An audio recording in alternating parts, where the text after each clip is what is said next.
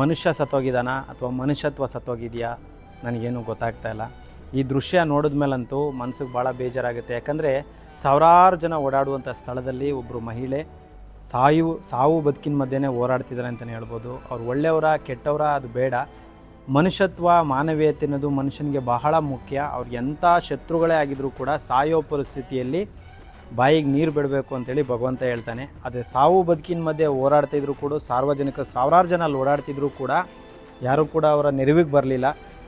ಭಾಳ ಬೇಜಾರಾಗುತ್ತೆ. ಅವರ ಒಂದು ದುರ್ಸ್ಥಿತಿನ ನೋಡ್ತಾ ಇದ್ದರೆ ಪ್ರತಿಯೊಬ್ಬರಿಗೂ ಇದೊಂದು ಪಾಠ ಆಗಲಿ. ಪ್ರತಿಯೊಬ್ಬರು ಈ ವಿಡಿಯೋನ ಶೇರ್ ಮಾಡಿ. ಯಾರಾದರೂ ಅಸಹಾಯಕ ಸ್ಥಿತಿಯಲ್ಲಿ ದುರ್ಸ್ಥಿತಿಯಲ್ಲಿ ರಸ್ತೆಯಲ್ಲಿ ಮಲಗಿದಾಗ ಅವ್ರು ಒಳ್ಳೆಯವರ ಕೆಟ್ಟವರ ಅಂತ ಯೋಚನೆ ಮಾಡದೆ ಸಹಾಯ ಮಾಡಿ. ಯಾಕಂತೇಳಿದ್ರೆ ಅದೇ ಜಾಗದಲ್ಲಿ ನಮ್ಮ ಫ್ಯಾಮಿಲಿಯವರೋ ಅಕ್ಕನೋ ತಂಗಿನೋ ಸಂಬಂಧಿಕರೋ ಯಾರಾದರೂ ಇದ್ದರೆ ಖಂಡಿತವಾಗ್ಲೂ ನಾವೆಲ್ಲ ಸಹಾಯ ಮಾಡೋದಕ್ಕೆ ಮುಂದೆ ಬರ್ತೀವಲ್ವ.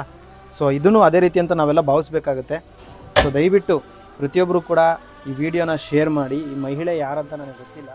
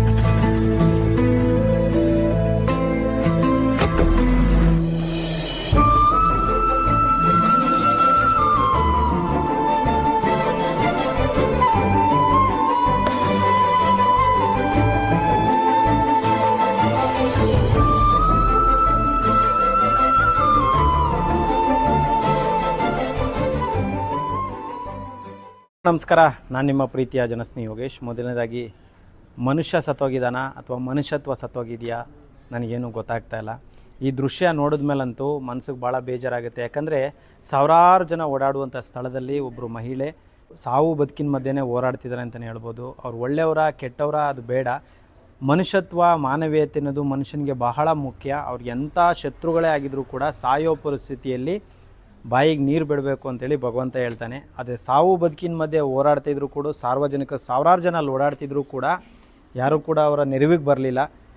ಭಾಳ ಬೇಜಾರಾಗುತ್ತೆ. ಅವರ ಒಂದು ದುರ್ಸ್ಥಿತಿನ ನೋಡ್ತಾ ಇದ್ದರೆ ಪ್ರತಿಯೊಬ್ಬರಿಗೂ ಇದೊಂದು ಪಾಠ ಆಗಲಿ. ಪ್ರತಿಯೊಬ್ಬರು ಈ ವಿಡಿಯೋನ ಶೇರ್ ಮಾಡಿ. ಯಾರಾದರೂ ಅಸಹಾಯಕ ಸ್ಥಿತಿಯಲ್ಲಿ ದುರ್ಸ್ಥಿತಿಯಲ್ಲಿ ರಸ್ತೆಯಲ್ಲಿ ಮಲಗಿದಾಗ ಅವ್ರು ಒಳ್ಳೆಯವರ ಕೆಟ್ಟವರ ಅಂತ ಯೋಚನೆ ಮಾಡದೆ ಸಹಾಯ ಮಾಡಿ. ಯಾಕಂತೇಳಿದ್ರೆ ಅದೇ ಜಾಗದಲ್ಲಿ ನಮ್ಮ ಫ್ಯಾಮಿಲಿಯವರೋ ಅಕ್ಕನೋ ತಂಗಿನೋ ಸಂಬಂಧಿಕರೋ ಯಾರಾದರೂ ಇದ್ದರೆ ಖಂಡಿತವಾಗ್ಲೂ ನಾವೆಲ್ಲ ಸಹಾಯ ಮಾಡೋದಕ್ಕೆ ಮುಂದೆ ಬರ್ತೀವಲ್ವ. ಸೊ ಇದನ್ನು ಅದೇ ರೀತಿ ಅಂತ ನಾವೆಲ್ಲ ಭಾವಿಸ್ಬೇಕಾಗುತ್ತೆ.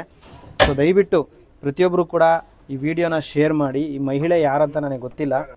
ಸೊ ಇವರ ಒಂದು ದುಸ್ಥಿತಿ ನಿಜವಾಗ್ಲೂ ಇಟ್ಕೊಳಪ್ಪ.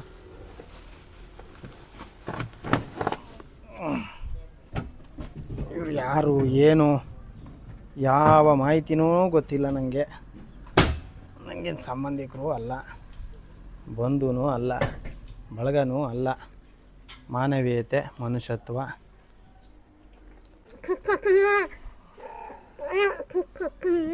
ಯಾವ ಊರಮ್ಮ ನಿಮ್ಮದು? ಯಾವ ಊರು? ಯಾವ ಊರು ನಿಮ್ಮದು?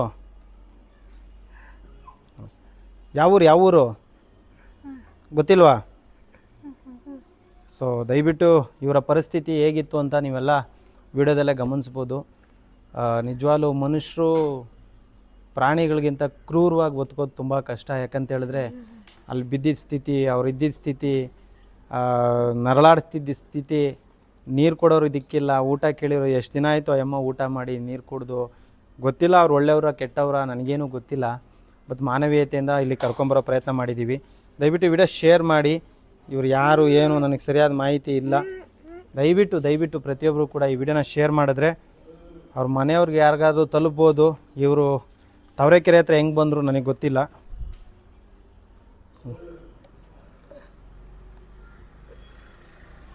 ಕುಡೀರಿ ಕುಡೀರಿ.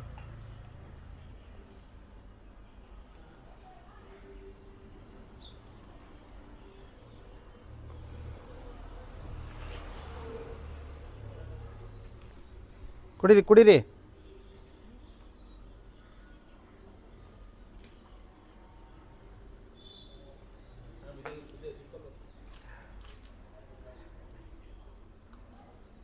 ಊಟ ಮಾಡಿ ಎಷ್ಟು ದಿನ ಆಯಿತು?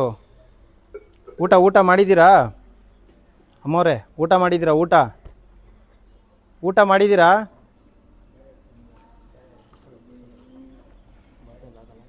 ಹ್ಞೂ ಕುಡೀರಿ ಕುಡೀರಿ.